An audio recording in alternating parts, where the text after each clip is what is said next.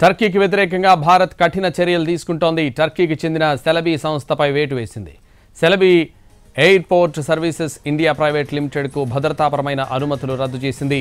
Turkey పౌర విమానయాన group అనుబంధ సంస్థ అయిన సెలబీ ఎయిర్పోర్ట్ సర్వీసెస్కు bureau of civil aviation security BCAS 2022 November 21న భద్రతాపరమైన అనుమతులు మంజూరు చేసింది.